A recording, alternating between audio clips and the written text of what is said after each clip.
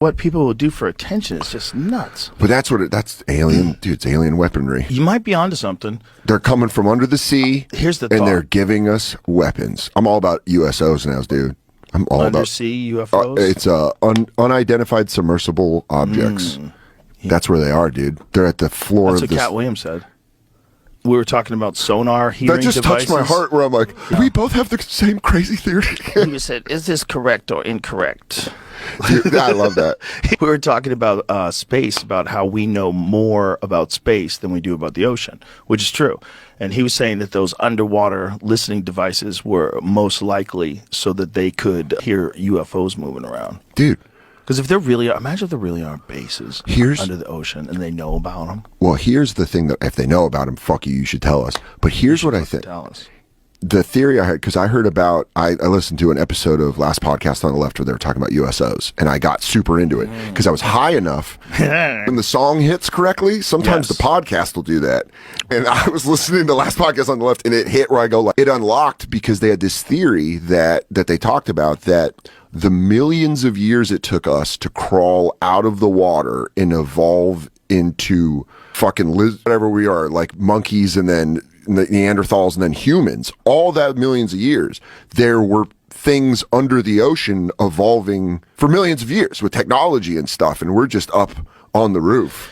But the problem is we've never seen anything other than us that manipulates its environment. The intelligent things that we found in the ocean that are real are dolphins and orcas and whales. But and what about dolphins and orcas are crazy intelligent. But octopuses too, yes, right? That's true too. But none of them, octopuses are very smart, but none of them have ever figured out how to make things. Like houses and cars and ships, and it's all like they're out in the wild. There's no houses. I used to do a bit about how dangerous the ocean is because there's no doors. There's no doors. No matter what, it's just there's fucking caves. Sharks and crabs and no doors. And everywhere you look, everything is eating everything. Yeah. It's literal murder soup because they all eat each other. It's a ladder of eating. Yeah. Just everything goes up and eats something. And at the top, you have killer whales that are eating whales. They eat everything. But what if we're missing something? What if we don't see it? What if we are too stupid? What if we're just like rock monkeys and they're just like, they can't see down here. These guys have no fucking clue. You're in a tinted car and someone's like looking in the window and you're looking at him like, look at this fucking idiot. He doesn't even see me. Maybe, what if that's us with the aliens in the water? What if we're looking down there in the water and they're like, these fucking idiots. Even when they come down here, they can't see shit. It's possible that they also can be completely invisible. Like, we're really close to being able to do that now with stuff. They figured out how to eject what's behind things on screens. So you can have, theoretically, have a vehicle that as it's moving through an environment, it's projecting what's there. That's a Predator shit. Literally, that's a concept that they're working on. They're working on it for aircrafts. They're working on it for vehicles. That's terrifying. It's so terrifying. And that's just step one.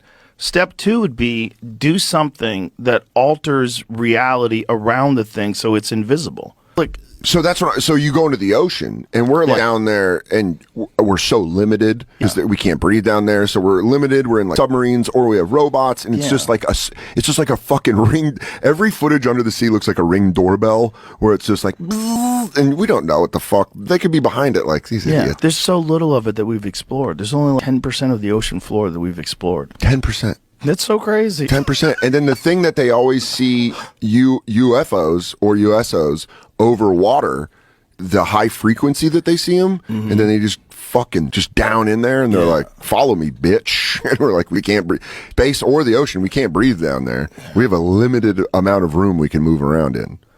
Just the idea of something being here the whole time is so creepy. Yeah. And them, but us being, what's comforting is, we're all so stupid we don't see it. Right. Imagine if you had a friend that's like, hey, if a couple people could see it, you would be terrified. Imagine if society had gotten to a point, at one point in time, where artificial intelligence and human brains mixed, and we created a super class of species, a new thing that's both technological and biological, and only a small number of beings got that. Those beings, for some reason, left and left us here the way we are. Okay. And that's what we're seeing with these aliens. Those are humans that went down the road that we're going down right now. And they were like, dude, we're going to get out of here.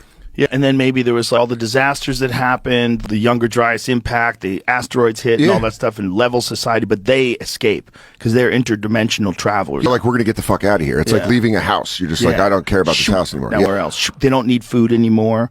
They probably work on nuclear energy or something. There's probably some crazy power source. Or like time matter. It's like a thing that we would never even think of. They don't need to breed. The thing that the Jimmy Carter brief, did you know about this when where they briefed him and it broke him emotionally? Where he was like so upset where they were like, hey, by the way, they've been here forever. He was like a deeply religious man. Well, Tucker Carlson's talked about this recently. Really? Tucker Carlson said that he believes that they've always been here, and he believes that it's probably, he was talking about like good and evil. And we know that good exists and we know that evil exists. Sure. We know that people are capable of doing evil. Like these are real forces in the world. And what people are saying is that these experiences that some people are having with benevolent ones, that this is the stories of demons. This is the stories of the Bible. That there's races that are evil. There's alien races that don't give a fuck. Just like there's praying mantises that eat hummingbirds. Or like, nature. Just because they're super smart. There are creatures that are aggressive, that are smart, like a hyena. And then there's like animals that are aggressive and just powerful, like lions. Think about us, the smartest animal on the planet that we know of, and what do we do to chickens? Fuck them. No. Oh, those chickens. I go, no, you don't fuck. Oh, goddamn. This is where my whole world unravels. I go, Joe, I fuck chickens, dude. I don't know. I didn't think you were going to get me like that.